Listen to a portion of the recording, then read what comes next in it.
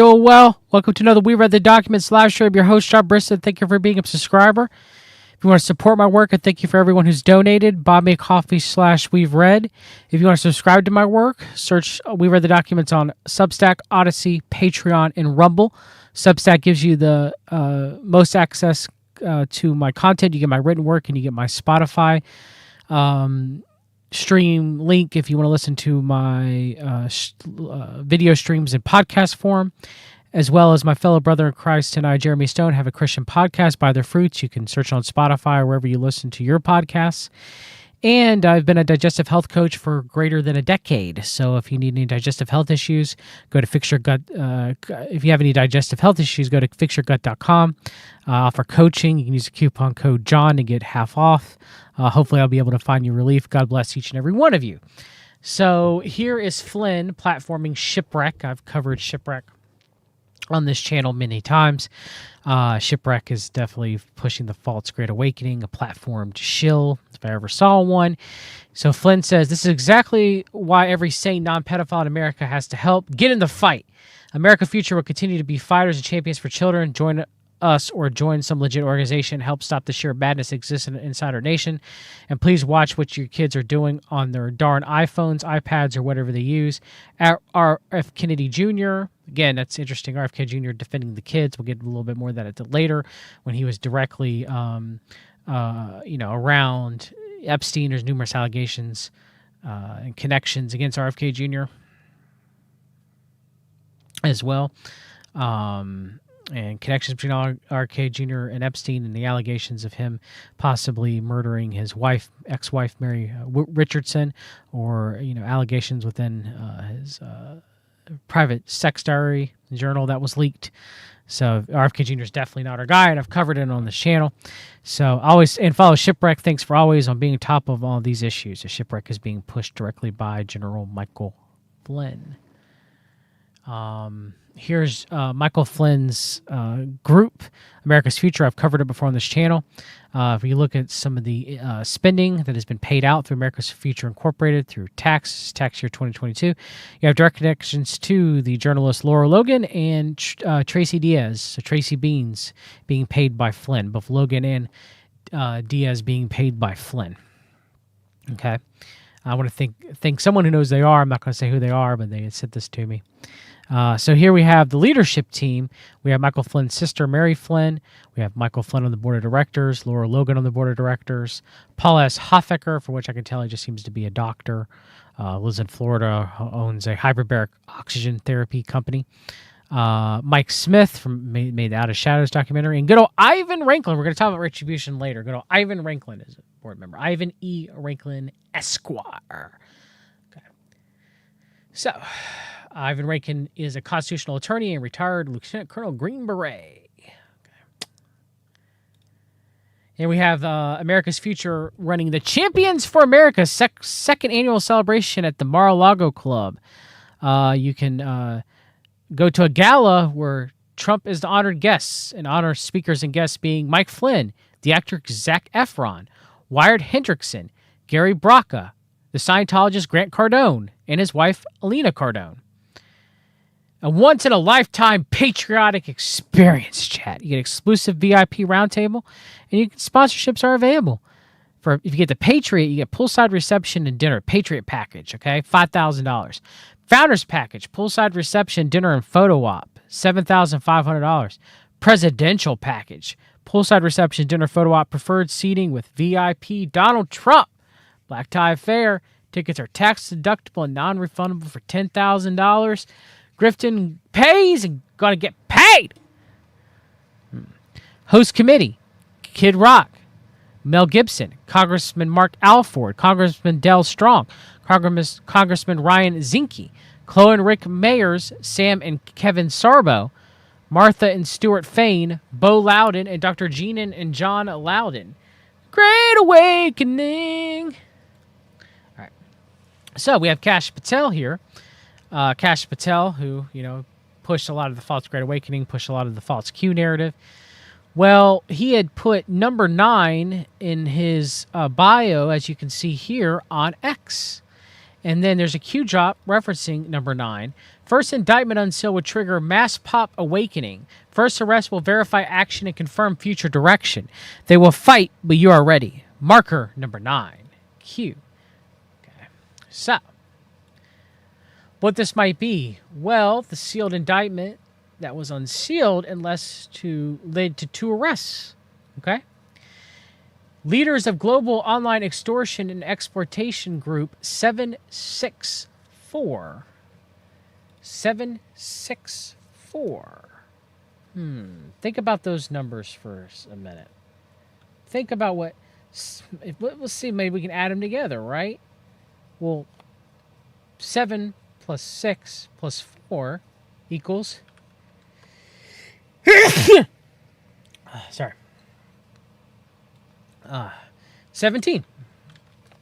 And the 17th letter in the alphabet is Q. Leaders of global online extortion and exploitation group 764 charged. 2 men alleged to have played key roles in a virulent online exploitation network known as 764 have been arrested and charged and face potential life sentences in prison, the Department of Justice said. Leonidas Veragianius, 21, and Prasan Nepal, 20, allegedly led a core supergroup of 764 known as 764 Inferno, which targeted vulnerable people, including children, with tactics designed to induce self-harm, the DOJ said in a statement on Tuesday. The pair were also involved in making and distributing child sex abuse material, which was combined with other gore and violent material to create digital lore books. According to DOJ, which were then traded among group members and treated as currency to recruit new members and maintain status within the network. Sounds very LARPy. Sounds very similar to Cicada 3301 with the LARPy LARPs. All right? Not necessarily with the distribution of such material, but with the LARPs and the narrative and digital lore being created to lure people in, right? Nepal, known as Trippy, was arrested on April 22nd in North Carolina. Vargianis, known as War, is a U.S. citizen living in Greece. He was arrested there on Monday. The U.S. Attorney's Office in Washington, D.C. did not immediately respond to requests for comment after Veragianius' extradition. A federal public defender of Nepal did not immediately respond to requests for comment. An attorney for Veragianius could not be located. The 2 men allegedly conspired with and directed at least half a dozen other people involved in the malicious activity, according to the FBI affidavit. The FBI warned of a sharp increase of 764 activity in a March 6 public service announcement. The DOJ refers to 764 as a nihilist violent extremist network. 764 is one of the number of online-based cybercrime networks within a broader network known as the COM, which includes violent and cybercriminal activity. Allison Nixon, Chief Research Officer for cybersecurity company Unit 221B, told Reuters that Veragianis and Nepal are major actors and the rest are a positive development. COM-related crime waves are driven by a small number of highly prolific actors, Nixon said. Arrests really are a winning strategy. Love to see it. So it's good that these 2 are arrested. Here, Robert F. Kennedy Jr. claims that the Biden administration, HHS, became a collaborator in child trafficking for sex and slavery. Interesting with his involvement with Jeffrey Epstein, right? The Biden administration, HHS, became a collaborator in child trafficking and for sex and for slavery. And we have ended that, and we're very aggressively going out and trying to find these children, 300,000 children that were lost by the Biden administration. I've heard the longer clip, he doesn't really give any details of substance of how the HHS under the Biden administration became a collaborator in child trafficking for sex and slavery, which, main part of HHS's Operation Warp Speed and Operation Tiberius Kirk, run by Peter Thiel and Palantir, and that's still in effect today. Ex-citizen journalist Dom Lucre was able to ask White House Press Secretary Caroline Leavitt about potential investigations into Barack Hussein Obama and Hillary Rodham Clinton. Thank you for giving me an honor to be able to ask a question and provide some transparency for the American people. Speaking of... We the media! We the new media! I wanted to reference the election integrity. A lot of people in America are questioning if there's any possibility that we could see further investigations for anyone that could have violated our election integrity rights. And more importantly, so is there any possibility for names such as Barack Hussein Obama, Hillary Rodham Clinton to ever just possibly get investigated for any of these, questions from the American people, any of the wrongdoings they might have done? Well, it's refreshing to actually hear a question on election integrity, because the legacy media would never ask such a question. They're so out of touch with where the American people are on this issue. And Americans, you're absolutely right, want to have trust in our electoral system. Without free and fair elections, you cannot have Watch her not answer Dom's questions about ZRS. a free and fair country. Thank you for giving me an So we have all these controlled CMP, either adjacent or being part of the CMP, conservative media influencers now being part of the press poll at the White House, including Dom Lucre. We are the new media, as they said. DNI, Tulsi Gabbard, is investigating Dr. Fauci for perjury in his role with funding Wuhan gain-of-function research tied to COVID-19. Yeah, about Tulsi, I got a really good video on my Substack and on my Patreon about why Tulsi Gabbard is not our gal. Many such reasons. And a very strong case, if I do say so myself. But the thing that we are working with Jay Bhattacharya, the new NIH director, on with, as well as Secretary Kennedy, is looking at the gain-of-function research that in the case of the Wuhan lab, as well as many of these other biolabs around the world, was actually U.S. funded and leads to this dangerous kind of research that in many examples has resulted in either a pandemic or some other major health crisis. Well, let me ask you specifically, because we already know that EcoHealth Alliance was partnering with this Wuhan lab to do gain-of-function research. That's right. We just have never been able to have somebody say, it was that exact experiment that led to this COVID bug. But have we gotten there? What's the new thing that you're digging in on? We are working on that with Jay Bhattacharya and look forward to being able to share that. It's the coming retribution against Fauci for Operation Warp Speed and the pandemic lockdowns, but no retribution against Vax President Donald John Trump and his involvement in Operation Warp Speed and Operation Tiberius Kirk, which he still applauds to this day, by the way. So, yeah. Hopefully very soon. Okay. That specific link. Correct. Between the gain-of-function research and what we saw with COVID-19. I mean, that would be extraordinary because, just so the audience knows, if that's true, if it was Peter Daszak's research with the Wuhan so-called bat lady that caused this pandemic, then we did fund it. Then Anthony Fauci helped fund the pandemic. The thing that he denied over and over and over to Senator Rand Paul's questioning. That's right. Under oath. Under oath, exactly. So is it any wonder... So perjury?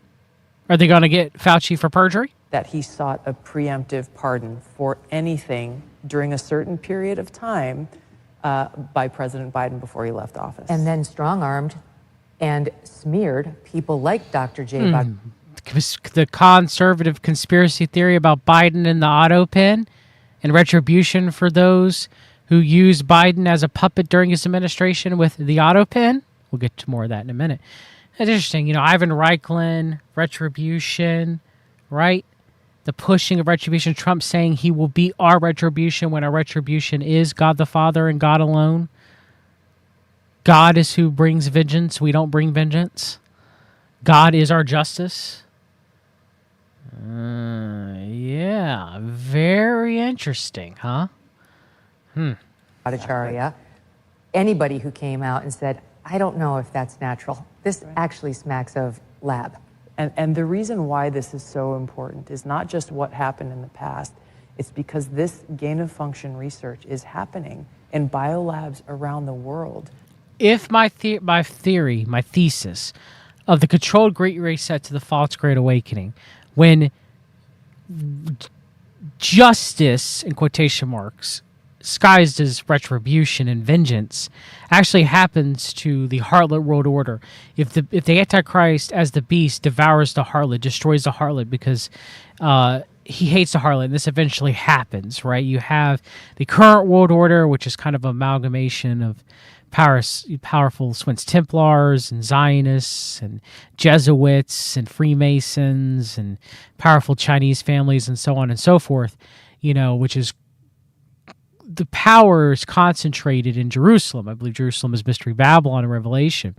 So when it falls, you have the Antichrist picking it up in its place. And so, you're going to have a sacrifice of these people. If Trump is the Antichrist, whoever is the Antichrist, if we are living in the tribulation, they're going to have to bring 3 of the 10 kings to heel, for example, right? So is this how, we have corruption that's exposed, but it's only a limited hangout exposure with the world's largest operation, psychological, spiritual operation that's been done to set up for this,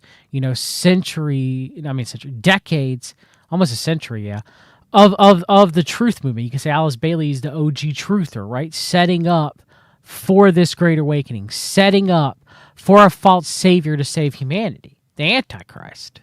We'll see if my thesis is correct on this, but I think it is. And it looks more and more that this is being set up for that.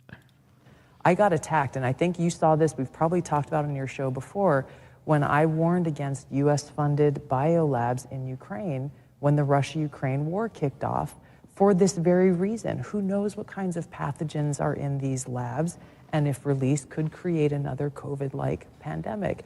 And for that, I was called a Russian asset. You're, trumpeting Putin's talking points, all of this nonsense, simply for speaking the truth and stating facts that, by the way, are still on U.S. Embassy Ukraine's website today about how the U.S. has funded these biolabs in Ukraine.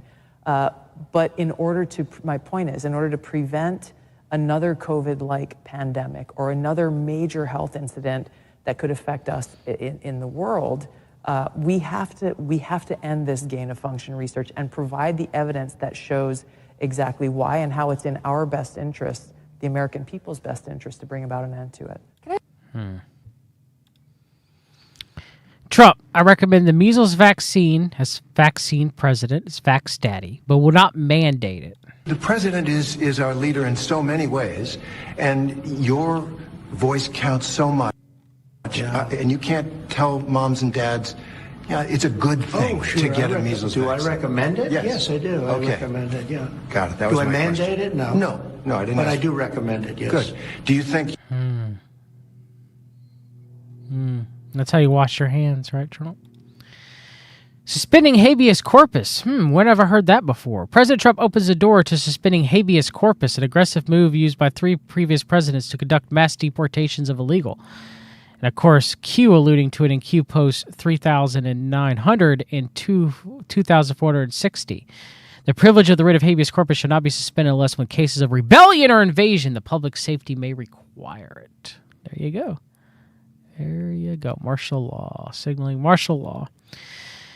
Trump's True Social posts. We need courageous justice in our country. If the courts don't allow what we've been able to do for 250 years, America can no longer be the same. Crooked Joe Biden will have destroyed our country with his open border madness, allowing criminals of every type to enter in with no retribution. Murderers, drug dealers, gang members, and even the mentally insane will make their home in our country, wreaking havoc like we've never seen before. It's not possible to have trials for millions and millions of people. We know who the criminals are. We must get them out of the USA and fast. So we don't have time for trials. What is that eventually leading to? Mass deaths? Suspension of the rule of law, suspension of the writ of habeas corpus, declaring of martial law due to an invasion national security.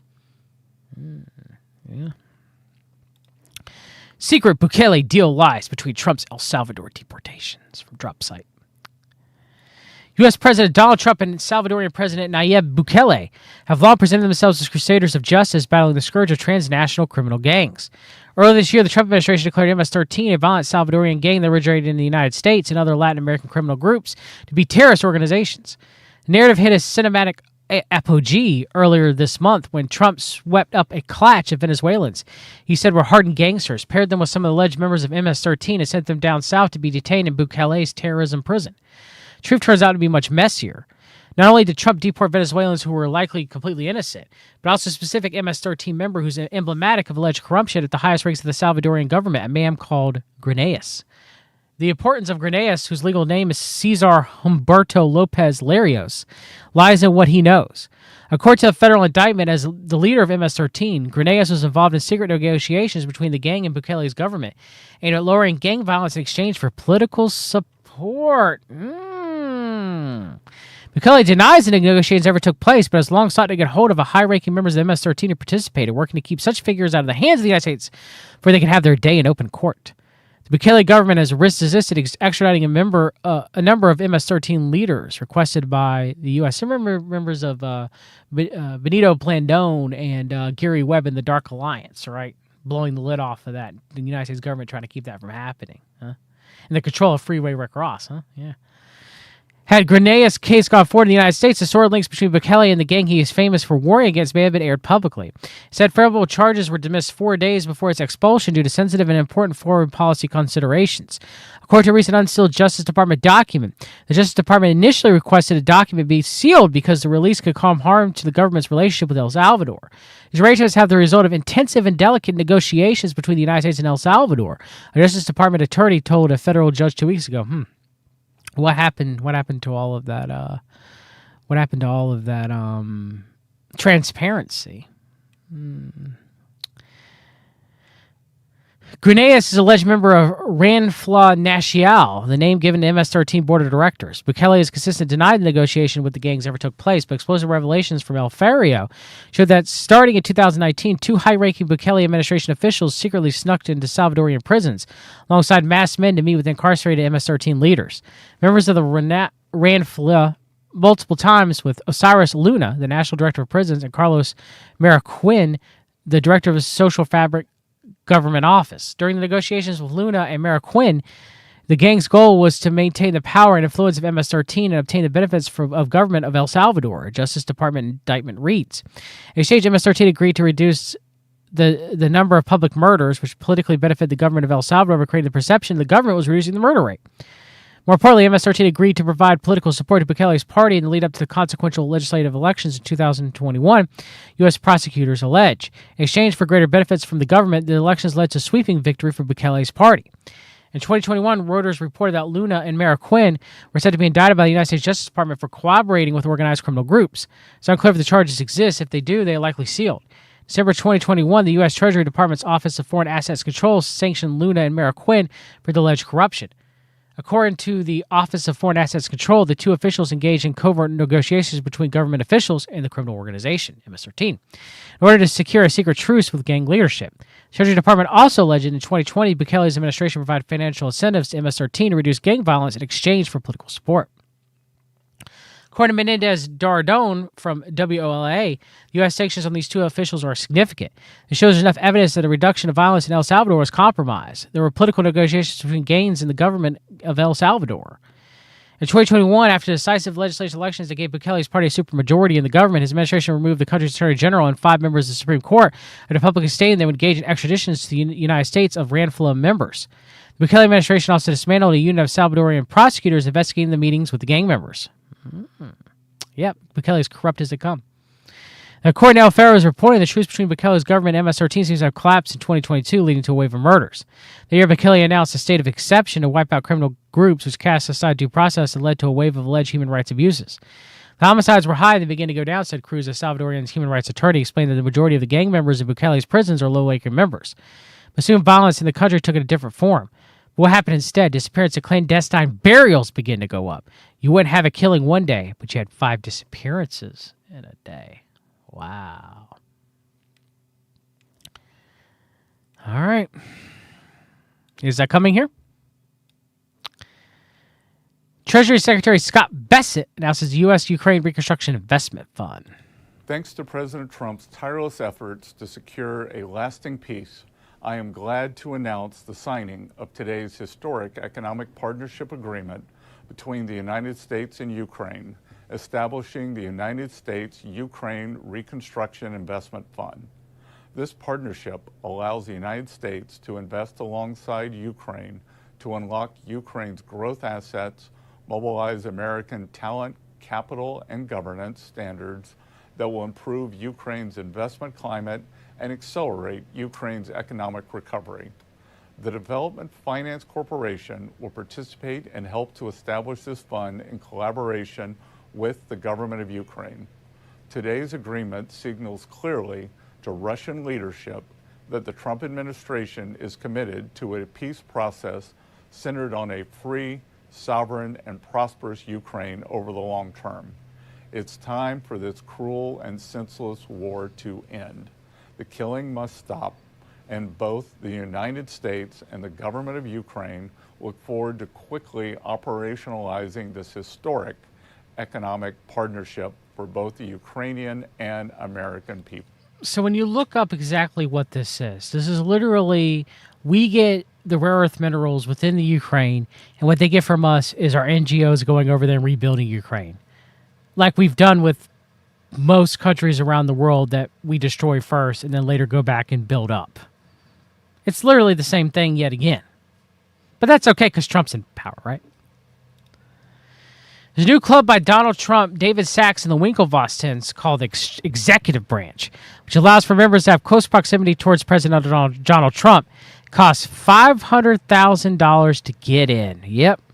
All that rank criminality. Making craft prosper, eh? Email me again, Thresh. I might have missed it. Members fees $500,000. Owners Donald John Trump Jr. 789 Capital Partners Omid Malik and Chris Buskirk and sons of Steve Witkoff. Founding members David Sachs, Tyler, and Cameron Winklevoss, the Bitcoin twins. Oh, look at WikiLeaks. Now that Julian Assange is free, we've come to Rome to express our family's gratitude for Pope Francis' support during Julian's persecution. Our children and I had the honor of meeting Pope Francis in June 2023, discussed how to free Julian from Belmarsh prison. Francis wrote to Julian in prison and even proposed to grant him asylum at the Vatican. Stella Assange. Now, I've always known that Julian Assange was an op. Okay? Further proof. I love killer robots. Oh boy. Andrew Industries, Palmer Lucky. Let's see what he's got to say about this. I love killer robots. The thing that people have to remember is that this idea of humans building tools that divorce the design of the tool from when the decision is made to enact violence, it's not something new. We've been doing it for thousands of years. Pit traps, spike traps, of a huge variety of weapons, even into the modern era. Think about anti-ship mines. Totally. Even purely defensive tools that are fundamentally autonomous. That's right. I'm giving a TED Talk where we talk about killing people. And since they're separated from it, and it's just AIs and the drones doing it, you don't have to feel guilt. You don't have to feel any guilt that you're killing people, that people are dying. You know, this war. You don't have to feel any guilt at all. There's no shame. You know, there's less PTSD. You're doing it from afar, right? Or is there more PTSD because you're not looking the person in the eye? Whether or not you use AI is a very modern problem. It's one that people who haven't usually examined the problem fall into this trap. And there's people who say things that sound pretty good, like, well, you should never allow a robot to pull the trigger. You should never allow AI to decide who lives and who dies. I look at it in a different way. I think that the ethics of warfare are so fraught and the decisions so difficult that to artificially box yourself in and refuse to use sets of technology that could lead to better results is an abdication of responsibility. There's no moral high ground in saying, I refuse to use AI because I don't want minds to be able to tell the difference between a school bus full of children and Russian armor. It's just, and there's 1,000 problems like this. The right way to look at this is problem by problem. Is this ethical? Are people taking responsibility for this use of force? It's not to write off an entire category of technology and in doing so tie our hands behind our backs and hope we can still win. I can't abide by that. Palmer Lucky's a very evil man who we should pray for. Very evil man. Very, very evil. Talking about technology and tech bros. Sam Altman's scanning crypto project launches in the United States. As of March, Worldcoin has verified 11 million people's irises worldwide. Sam Altman's project that aims to scan the irises of every single person on Earth in exchange for cryptocurrency has made its debut in the United States, even as concerns around biometric data collection and processing remain. You mean Operation Stargate, Sam Altman? Trying to gain more biometric data for the artificial intelligence? Get paid, though. You get paid. Uh-oh. Mike Waltz is out. What's going on? Signalgate. Oops. That happened in the commercial break. So what you're looking at photographs right now of Michael Waltz. He is the president's national security advisor, except for we just got news that he is going to be leaving the administration along with his deputy, Alex Wong. Of course, if you might remember. Just after Trump's 100 days, just like Michael Flynn. And look at this. Jordan Sather. Mike Waltz out as national security advisor? I have an idea. General Flynn. Alex Stone. Is it too soon for General Flynn to be President Trump's next national security advisor? Adopted nephew of Roger Stone, Alex Stone. So we're going to have the push of Michael Flynn, CMP Michael Flynn, to replace Mike Waltz for the Retribution. Prime Minister of Israel, Bibi Netanyahu, says destroying Hamas more important than freeing those hostages. They're also having major fires going on in Israel right now. Pray for the Israeli people. Pray for the Jews and the Palestinians and the Christians. Anybody there is in Israel, that the damage is not too much, that they're able to put out those fires. Pray for the firefighters and their families. Keep them in your prayers, okay? Because there's really bad fires going on right now in Israel. Israel Prime Minister Bibi Netanyahu has described the victory over Hamas as more important goal in the Gaza war than the return of hostages, according to Israeli media reports on Thursday. He said the abductees is a very important goal, but there's a superior goal. The supreme objective is victory over enemies, and we will achieve it. Wow. So Netanyahu baring his teeth. Baring his teeth. And in closing, the White House releases its own Drudge Report copy known as White House Wire. WH Wire. Looks exactly like CMP Drudge Report. So the White House has its own government-sponsored, your taxes are paying for, its own propaganda website stream.